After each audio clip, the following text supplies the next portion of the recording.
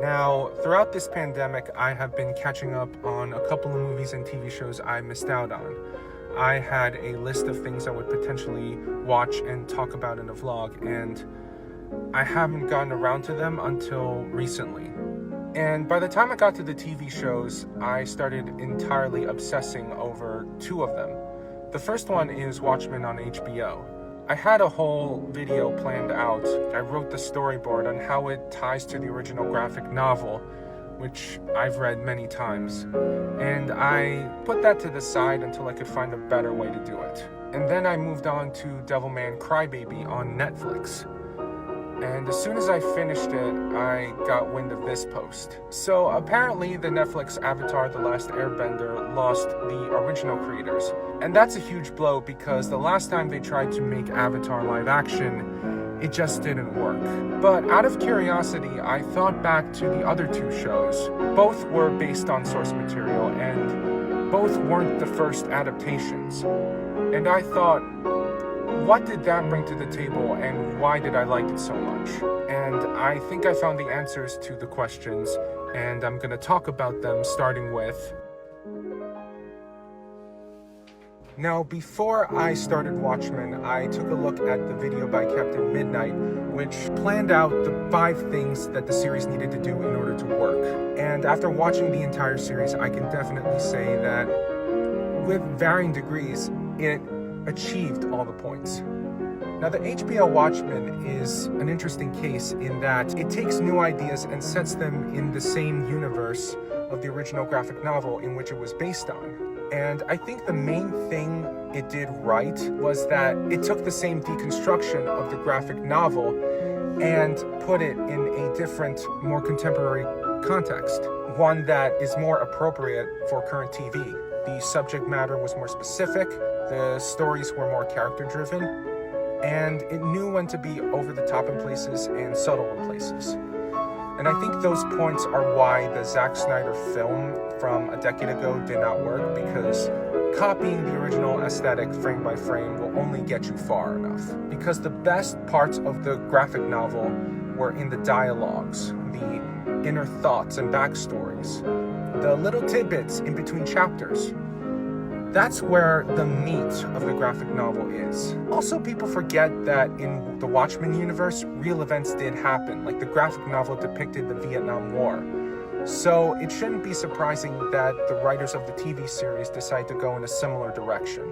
And I think they did it in a tasteful way. Like, the introduction of the series depicts the Tulsa Race Massacre, and it uses it as an important device throughout the series, but it also doesn't underlie the importance of the actual event. In a way, this gave the writers a chance to start small and over time build the universe much wider. For everything it introduces, there's something from the graphic novel it's able to adapt to, and that connection's actually much tighter than anyone would expect. They also introduce the original characters in the same way the Star Wars sequel trilogy did. But unlike Star Wars, they were able to introduce them when the time was right, give them a purpose for existing within the series, and ultimately bring them together in a way that doesn't feel forced. Every one of these characters from the original graphic novel get closure that they didn't have back in 1985.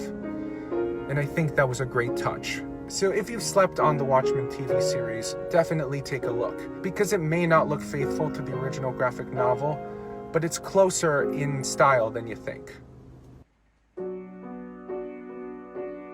I have a feeling that the direction that Netflix wants to go with their live-action Avatar series is no different to what the makers of Devilman Crybaby sought out to do, which is tell the same story but with a mature perspective. However, Devilman Crybaby actually has a reason to exist because it's not only that type of retelling. The thing about adapting original IPs from years back is that you have to be conscious about what parts of it desperately need the update. At the same time, you can't feel too attached to a current time or age because you run the risk of dating the project even before it's released.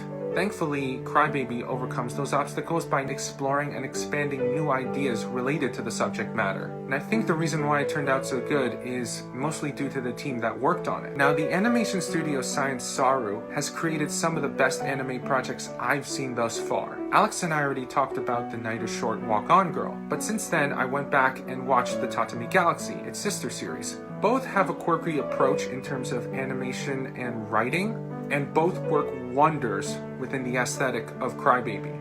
It allows the series some spontaneity in a way we rarely see in anime nowadays. And that ambiguity works to its advantage, especially when it's diving deep into bigger messages, or when it has to shift in tone, which usually is jarring if done too drastically. And the reason for the tone shifting is, Devilman isn't your typical shonen manga story.